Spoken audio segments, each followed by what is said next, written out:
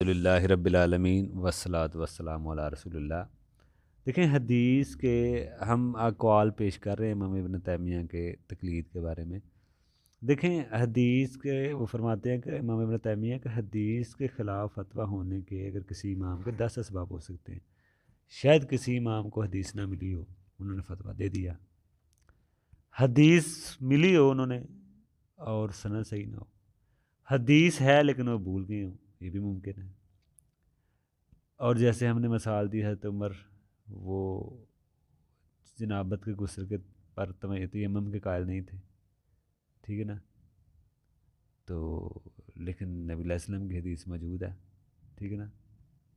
نبی علیہ السلام نے وفات پر انہوں نے گردن مارنے کی دھمکی دی، ٹھیک ہے نا، حالانکہ آیت تھی ان کے سامنے کہ موت تو ہر کسی کو آنی ہے، لیکن وہ شاید بھول گئے۔ حضرت ابوبکر صدیق رضی اللہ عنہ نے پیش کی۔ اسی طرح حق مہر کے مسئلے میں آپ لے لیں مسئلہ کہ وہ کہنے لگے کہ میں حق مہر مقرر کر دوں گا، عورتوں نے حق مہر بڑا مانگنا شروع کر دیا، اور کسی عورت نے کہا کہ آپ کون ہوتے ہیں حق مہر مقرر کرنے والے، جب نبی نے نہیں کیا۔ تو آپ اس طرح کی مثالیں دیکھ سکتے ہیں۔ اور یہ بھی ہو سکتا ہے کبھی حدیث کا معنی مطلب سمجھنے میں اختلاف ہو جاتا ہو، ناسخ منسوخ کا مسئلہ ہو سکتا ہے۔ تو یہ 10 اسباب امام ابن تیمیہ نے بیان کی ہیں کہ ہو سکتا ہے یہ سارے اپنے تقلید کرتے ہوئے اپنے سامنے رکھیں۔ آپ یہ نہ سوچیں کہ بس انہوں نے جیسے قرآن حدیث کو سمجھا ہم نے بس آگے پیچھے دیکھنا ہی نہیں۔ یہ 10 اسباب رکھیں، شاید آپ کو اگر ان کا قول حدیث کے خلاف لگ رہا ہے تو یہ چیز وجہ ہو بیچ میں، آپ چھوڑیں ان کا قول، کیونکہ یہ اسباب ہو سکتے ہیں جو میں نے بیان کی ہیں۔ شیخ الاسلام ابن تیمیہ کے اور بھی آگے ہم اگر دیکھتے ہیں ان کی باتیں کہ اگر ائمہ کا قول کتاب و سنت کے خلاف ہو تو اسے چھوڑ دیا جائے، کتاب و سنت پر عمل کیا جائے، امام ابن تیمیہ کے قول ہیں۔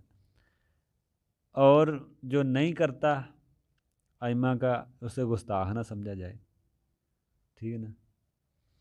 اور اگر جو ان کے اندھی تقلید نہیں کرتا تو ہم آپ اس کو غیر مقلد جیب الفاظ سے نہ پکاریں، اور سنت کے خلاف فتوے کو چھوڑ دیں، کتاب سنت کے خلاف ہے اسے چھوڑ دیں۔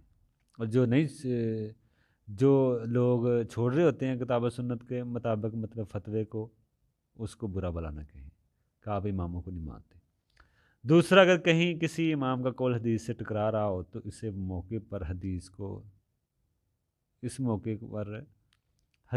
ترک کر دینا، امام کے قول کو مضبوطی سے پکڑ لینا، تو اس نے اسلام کے طریقے کو اپنانے کی بجائے یہودی اور انصارہ کے طریقے کو اختیار کیا۔ یعنی کہ کوئی حدیث کے سامنے قول کو پکڑتا ہے تو اس نے یہودی نصارہ والا، یہودی عیسائیوں والا طریقہ اختیار کیا، اہل کتاب والا طریقہ اختیار کیا۔ اہل کتاب نے دیکھیں وہ یعنی کہ ان کا کیا طریقہ تھا، انہوں نے وہ 3 کو رب مانتے تھے، کہہ لیں حضرت عیسیٰ علیہ السلام، علماء کو، اپنے رہبروں کو۔ رب بنانے کا کیا مطلب ہے؟ مولویوں نے جو چیز حرام کی انہوں نے حرام مان لی، جو حلال کی انہوں نے حلال جان لی۔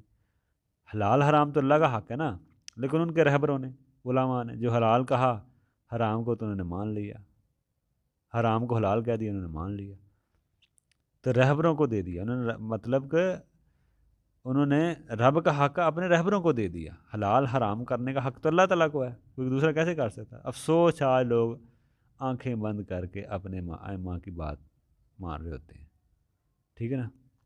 اہل کتاب میں بھی حضرت عیسیٰ اور موسیٰ کو جو ہے نا وہ کی نہ سنی، اور یہ جو مطلب کہ جیسے اہل کتاب نے حضرت عیسیٰ علیہ السلام اور موسیٰ علیہ السلام کی بھی نہیں سنی، اور نہ توریت کی سنی جو ان کے اوپر آئی، نہ انجیل کی سنی، اپنے پیروں، علماء، رہبروں کی سنی، جیسے آج تقلید کے نام پر ہو رہا ہے۔ اصلی عبادت یہ ہے جو ائمہ کی ہو رہی ہے۔ شیخ الاسلام کہتے ہیں غیروں کی اتباع میں اللہ کے رسول کی نافرمانی شروع ہو جاتی ہے۔ دوسرا کہتے ہیں کہ ہم پر واجب ہے کتاب و سنت کی پیروی کریں، ایسا نہ ہو یہودی نصارہ کی طرح جو اپنے پسند کی بات ہوتی وہ لے لیتے، باقی کو چھوڑ دیتے۔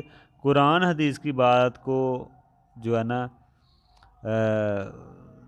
قرآن اور حدیث کی بات کو لو، اور وگرنہ پھر سیدھی راہ سے انسان بھٹک سکتا ہے، بھٹک جائے گا۔ تو افسوس کی بات ہے کہ بعض لوگ امام ابن تیمیہ کے بارے میں بھی کہتے ہیں بہت غلط باتیں کرتے ہیں۔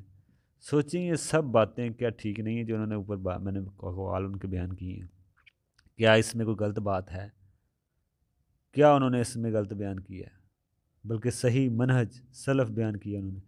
لیکن اہل باطل کو تکلیف ہوتی ہے۔ اللہ ہدایت دے سب کو۔